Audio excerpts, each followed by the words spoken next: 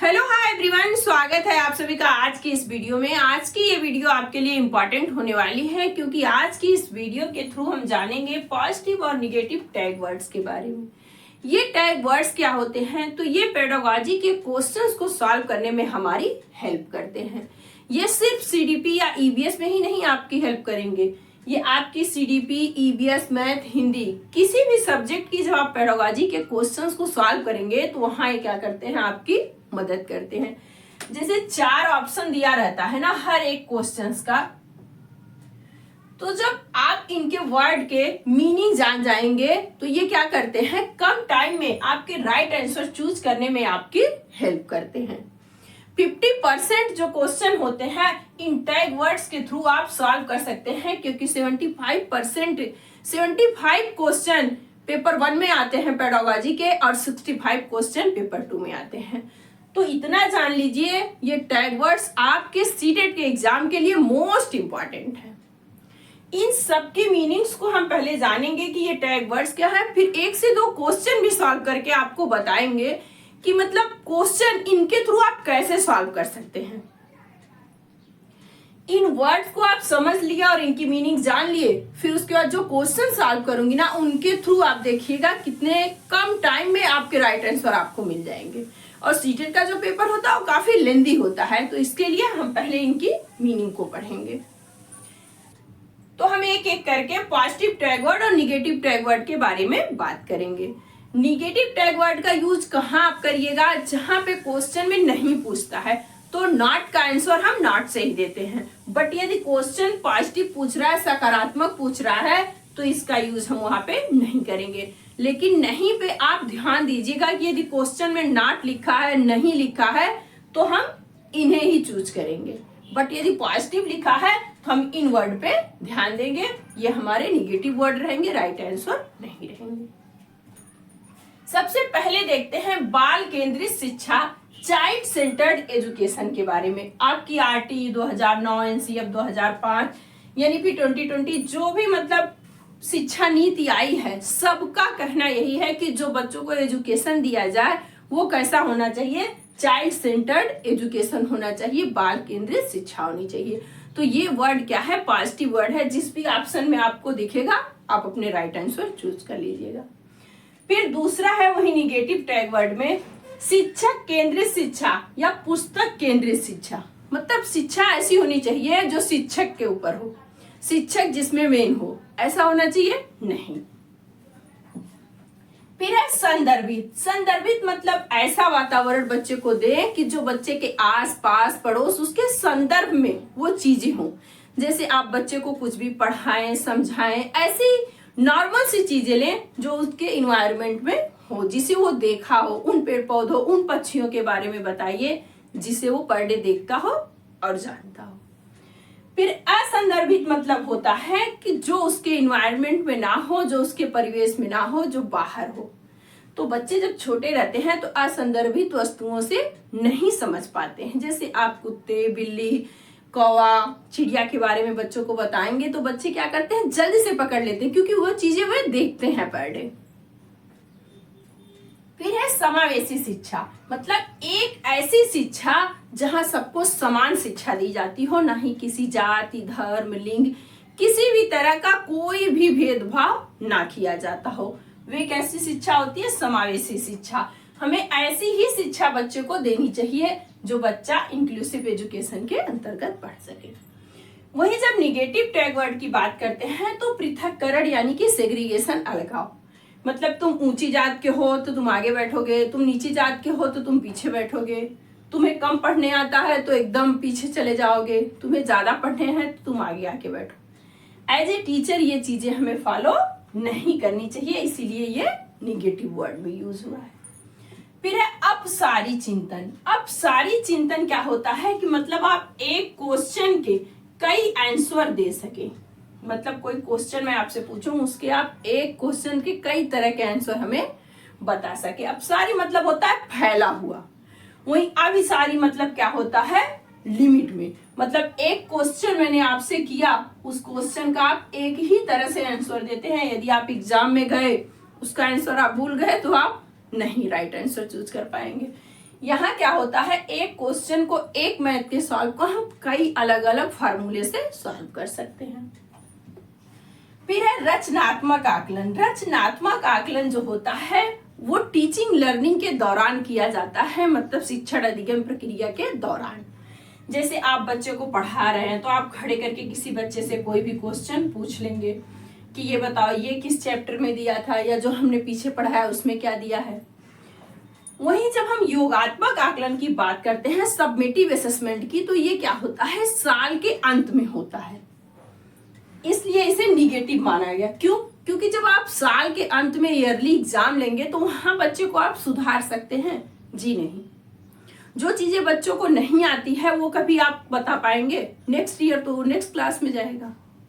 इसके लिए ये निगेटिव वर्ड में यूज होता है। और रचनात्मक आकलन जो होता है ये क्या होता है, टीचिंग लर्निंग के दौरान होता है। मतलब टीचर पढ़ा रहा है क्लास में और किसी बच्चे को खड़ा करके पूछ लिया कि इस पोयम का हमने क्या सारांश बताया, या ये इसमें कौन हेड था, कौन कवि था, कुछ भी पूछ सकते हैं।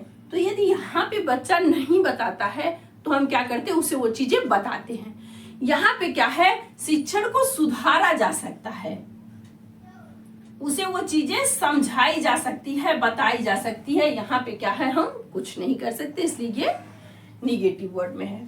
फिर है आंतरिक अभिप्रेरणा। आंतरिक अभिप्रेरणा मतलब बच्चा खुद से पढ़ने के लिए क्या है, मोटिव है, खुद से पढ़ने के लिए जाता है स्कूल, खुद से किसी चीज के बारे में, किसी सब्जेक्ट, किसी टॉपिक, किसी लेसन के बारे में जानना चाहता है, जो कि एक पॉजिटिव वर्ड होता है।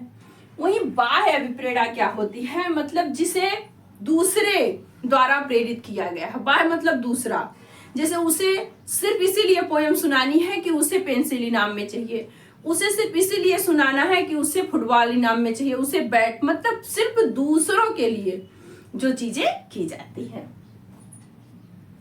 फिर है त्रुटियां, गलतियां और भ्रांतियां। ये क्या है, आपको ऐसा लग रहा होगा ना कि निगेटिव वर्ड है, बट ये क्या है, पॉजिटिव है। जब आप किसी भी बच्चे को कुछ भी लर्निंग करते हैं, कुछ भी सिखाते हैं, तो बच्चा क्या करता है, सीखते टाइम पहले गलती करता है, फिर वो सीखता है ना। आप भी बचपन में छोटे रहे होंगे तो एक ही बार में ए थोड़े बनाए होंगे, पहले स्टैंडिंग लाइन सीखे होंगे, फिर स्लीपिंग लाइन, फिर सर्कल बनाना, ऐसे करते करते तब आपने सीखा होगा ना। तो ये क्या होती हैं, हमारे लर्निंग के, हमारे अधिगम की क्या होती हैं, एक हिस्सा होती हैं। कभी भी ये वर्ड आपको दिखाई दे तो आप इन्हें निगेटिव मत समझना। फिर वही क्या है, भय, तनाव और याद करना। मतलब बच्चे को भय दिखाओ कि नहीं नहीं ये चैप्टर आपको सुनाना होगा, नहीं सुनाओगे तो आपको 10 डंडे पड़ेंगे, नहीं सुनाए तो आपको क्लास से बाहर कर देंगे।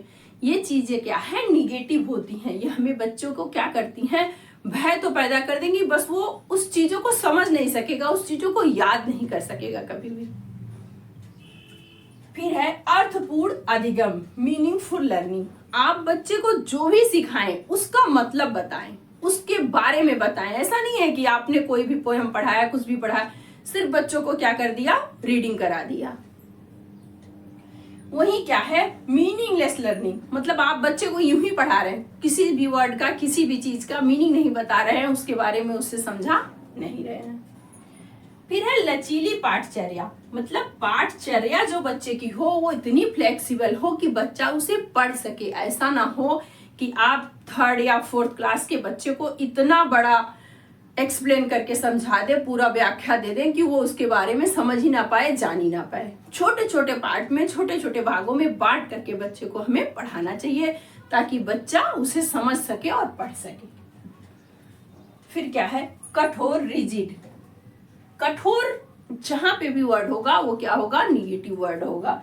सख्त हमें नहीं होना चाहिए बच्चे के साथ। जो पाठचर्या हो एकदम से कठोर नहीं होनी चाहिए, सख्त नहीं होनी चाहिए। फिर है समता और समानता। समता और समानता दोनों शब्द एक जैसे आपको लग रहे होंगे, बट दोनों में काफी डिफरेंस है। समता मतलब होता है किसी की जगह पे खुद को ढालना, और समानता मतलब होता है कि आपने कहीं पे भी क्लास में या लाइब्रेरी में सबको एक समान चेयर दे दिया, चाहे कोई छोटे, चाहे किसी की हाइट कम हो, चाहे किसी की हाइट ज्यादा हो। मतलब आप बच्चों को एक ही शेड्यूल से बैठाएंगे, मतलब जो छोटी काठी के बच्चे होंगे वो पीछे से देख ही ना पाए, लेकिन आपको कोई फर्क नहीं पड़ता। समता मतलब होता है सबके अकॉर्डिंग, मतलब छोटे बच्चों के लिए बड़ी चेयर, बड़े बच्चों के लिए छोटी चेयर। उस अकॉर्डिंग से बैठाना कि सारे बच्चे बोर्ड पे देख पाए। आप इन सभी टैग वर्ड्स को नोट कर लीजिए। ये ऐसे टैग वर्ड हैं जो आपके क्वेश्चंस को सॉल्व करने में आपकी मदद करेंगे। इसके बाद कुछ और टैग वर्ड्स हैं, मैं उनको लिखती हूँ और उनके बारे में आपको समझाती हूँ। जो भी चीजें पीछे लिखी थी मैंने वो आपने नोट कर ली होगी और पूरा आपको समझ में आ गया होगा। अब कुछ और वर्ड हैं, इनके बारे में भी हम बात करते हैं, फिर लास्ट में एक क्वेश्चन डिस्कस करेंगे जिससे आपके सारे डाउट क्लियर हो जाएंगे। सबसे पहले क्या लिखी हूं? अन्वेषण मतलब खोजबीन करके बच्चों को सिखाना। ऐसा नहीं है कि आपने बच्चों को कुछ भी समझा दिया, ईवीएस में मैथ में पढ़ा दिया, उसके बारे में बच्चे को कुछ और नहीं बताया। बच्चे को ऐसी चीजें बताएं, ऐसी चीजें समझाएं जो अपने इन्वायरमेंट में, अपने परिवेश में वो जाकर के खोजे, पूछे अपने घर वालों से। उससे क्या होगा? उसका माइंड डेवलप होगा। फिर है वार्तालाप करके सीखना। बच्चों को ऐसा नहीं है कि आपने ब्लैक बोर्ड पे लिख दिया, बोल दिया, आप अपनी बुक में नकल कर लो या उतार लो। आप बच्चों से बातचीत करें, बच्चों से पूछे। कोई फिगर भी बनाए तो भी बच्चों से पूछे, एक आई बना करके, अब क्या बनाएंगे? तो बच्चा खुद से बोलेगा दूसरी। तो इससे क्या रहता है? बच्चे एक्टिव रहते हैं। फिर है सक्रिय एक्टिव, जो वर्ड अभी मैं यूज की। बच्चों को इस तरह से शिक्षा दें, ऐसी शिक्षा दे, ऐसी इन्वायरमेंट की चीजें ले आए, ऐसे इन्वायरमेंट की बात करें कि जहां बच्चा पूरी तरह से क्या हो? एक्टिव हो। फिर है मातृभाषा। ये तो आपकी एनईपी 2020 और एनसीएफ 2005, आरटी 2009 सब कुछ कहता है कि जो बच्चे की शिक्षा हो वो कैसी होनी चाहिए? शुरुआत में उसकी मातृभाषा में होनी चाहिए, क्योंकि जब अपनी मातृभाषा में बच्चा सीखता है तो वो चीजें जल्दी पकड़ लेता है। फिर है सर्वांगीण विकास। बच्चे का होलिस्टिक डेवलपमेंट होना चाहिए, एजुकेशन ऐसी होनी चाहिए। क्षेत्र भ्रमण यानी कि फील्ड ट्रिप।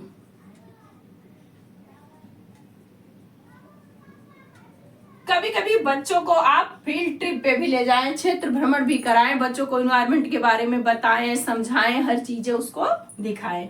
ये सारे कौन से वर्ड हैं? Positive word. विचार मंथन, बच्चों को कुछ देर कुछ भी ब्लैक बोर्ड पे बना दे फिगर, उसके बाद बच्चों को उसके बारे में बोलने दे। बच्चे अपने मन से थिंकिंग करके, अपने मन से सोच के जिन चीजों के बारे में बताएगा, उससे आप पकड़ पाएंगे कि बच्चा क्या सोच रहा है, बच्चा किस स्टेज तक है।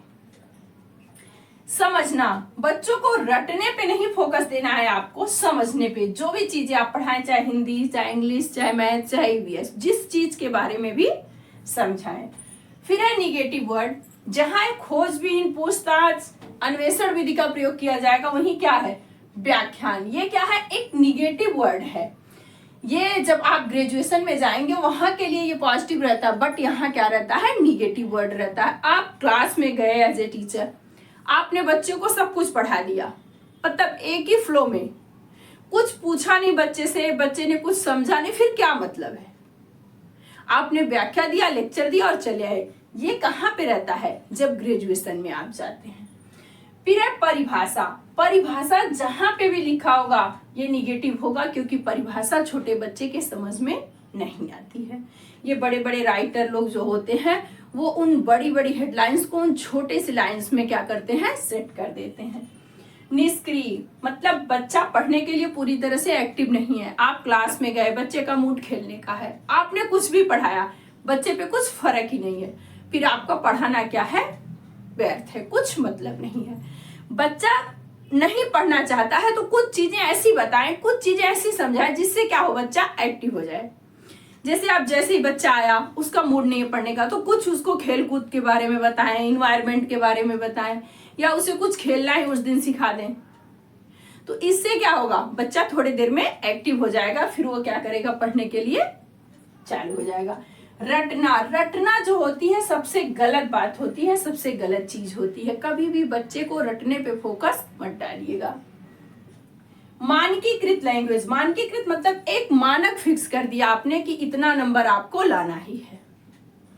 ऐसा हमें नहीं करना चाहिए। उपेक्षा मतलब इग्नोर करना, किसी भी बच्चे को कभी भी हमें इग्नोर नहीं करना है, चाहे वो किसी भी जाति, धर्म, लिंग, संप्रदाय हो, समुदाय का। सभी बच्चों को हमें एक समान, एक जैसी शिक्षा देनी चाहिए। फिर है लेवलिंग एंड रैंकिंग। कभी भी बच्चों को हमें नामनीकरण या क्रमीकरण करके नहीं समझाना चाहिए, लेवलिंग नहीं करना चाहिए कि तुमने उस बार 10 में से 0 लाए थे या 10 में से तुमने कितना लाया था, 2 नंबर। ए पीछे वाले बच्चे इधर आओ, ऐसा नहीं करना चाहिए। कम पढ़ने वाले बच्चे इधर आओ, ऐसा हमें नहीं करना चाहिए। ना तो हमें लेबलिंग करना है बच्चे को, ना ही हमें बच्चे को रैंकिंग करना है। ये दोनों ही चीजें क्या है, निगेटिव है। तो आई थिंक सब कुछ आपको अच्छे से पूरे क्लियरली समझ में आ गया होगा कि हमें किन चीजों पे ध्यान देना है और किन चीजों पे नहीं। यदि क्वेश्चन पूछ ही रहा है निगेटिव, तब तो हम इनके थ्रू जाएंगे, बट यदि पॉजिटिव पूछ रहा है तो हम इन टैग वर्ड्स पे जाएंगे। आई होप सब कुछ आपको समझ में आ गया होगा। तो आज के लिए इतना ही। नेक्स्ट वीडियो में मिलूंगी नेक्स्ट टॉपिक के साथ। Bye bye, take care. यदि नए होंगे तो चैनल को लाइक शेयर और सब्सक्राइब जरूर करें।